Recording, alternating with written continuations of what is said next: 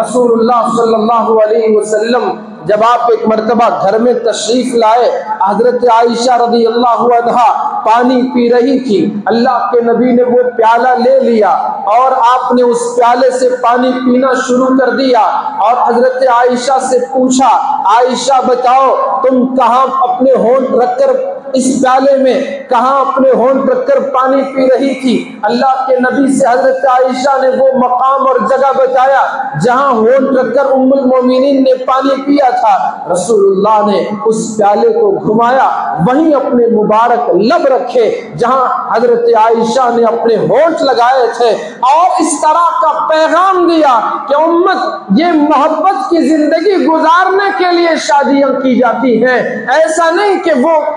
وہ بات کرے تو ادھر وہ منہ گھما لے اور یہ بات کرنا چاہے تو ادھر یہ منہ موڑ لے۔ اللہ کے نبی علیہ السلام نے گھر میں جینے کا طریقہ بتایا، اس نے سلوک سمجھایا،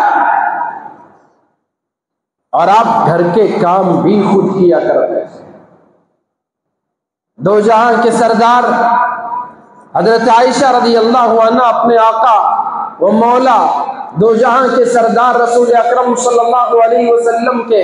گھر کے ماحول کا ایک واقعہ بیان کرتی ہیں کہ ایک مرتبہ اللہ کے نبی علیہ السلام اپنا جوتا گانٹ رہے تھے اور میں چرخہ کاٹ رہی تھی، اتنے میں میری نظر اللہ کے نبی پر پڑی، آپ کے مبارک چہرے پر پسینے کے قطرے نکلے ہوئے تھے، میں دیکھتی رہ گئی کہ ایسا کہ کوئی بادل کا ٹکڑا ہے، اس میں بجلیاں کون رہی ہیں، ایسا لگ رہا تھا کہ ستاروں کی جھرمٹ ہے۔ اللہ کے نبی علیہ السلام پر جہاں پسینے کا قطرہ ابھر آتا ہے وہاں سے گویا ایک ستارہ چمک رہا ہے، کبھی یہ چمک ادھر کو جا رہی ہے، کبھی چمک ادھر کو آ رہی ہے، میں یہ دیکھتی رہ گئی، اتنے میں رسول اللہ کی نظر بھی مجھ پر پڑ گئی۔ آقا علیہ السلام نے جب یہ مجھے آپ کو دیکھتے ہوئے مجھے دیکھا تو مجھ سے پوچھنے لگے، عائشہ کیا بات ہے، تم مجھے اتنا گھور کر کیوں دیکھ رہی ہو؟ ام المومنین نے عرض کیا، یا رسول اللہ کیا کہوں،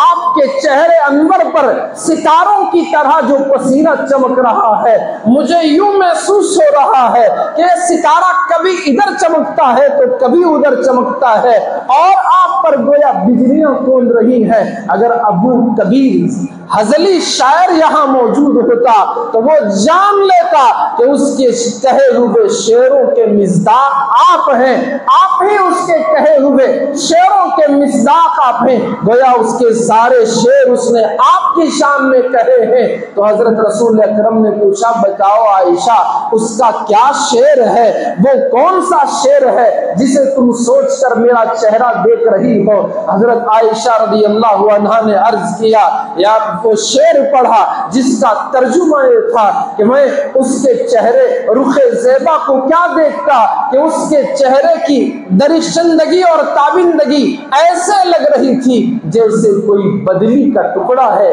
بادل کا ٹکڑا ہے جس میں بجلیاں کون رہی ہیں۔ اللہ کے نبی علیہ السلام نے سارا سامان جو جوتے کی مرمت فرما رہے تھے وہیں چھوڑ دیا، ام المومنین حضرت عائشہ کی پیشانی کا بوسہ لیا اور فرمایا، عائشہ تمہاری گفتگو نے مجھے بڑا مسرور کر دیا ہے، تمہاری باتوں نے مجھے جتنا خوش کیا ہے، شاید تم نے جو میرے چہرے کو دیکھا ہے اتنی خوشی تمہیں نہ ملی جتنی خوشی تمہاری باتوں سے مجھے محسوس ہوئی ہے۔ گھر تو ایسے بنتا ہے، ایک دوسرے کی دل جوئی سے گھر بنتا ہے،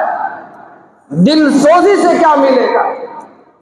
دل آزاری سے کیا ملے گا، دل دکھانے سے کیا ملے گا؟ نفرتیں بڑھیں گی، عداوتیں جنم لیں گی، تلخیاں آئیں گی، دوریاں آئیں گی، ایک دوسرے کی برائی کہو گے، ایک دوسرے پر الزام لگاؤ گے۔ اسی لیے میں نے شروع میں عرض کیا، جب تک رسول اللہ کی گھریلو زندگی نہیں پڑھو گے، نہیں سنو گے، نہیں جانو گے، ہمارے تمہارے گھروں میں سکون نہیں آ سکتا۔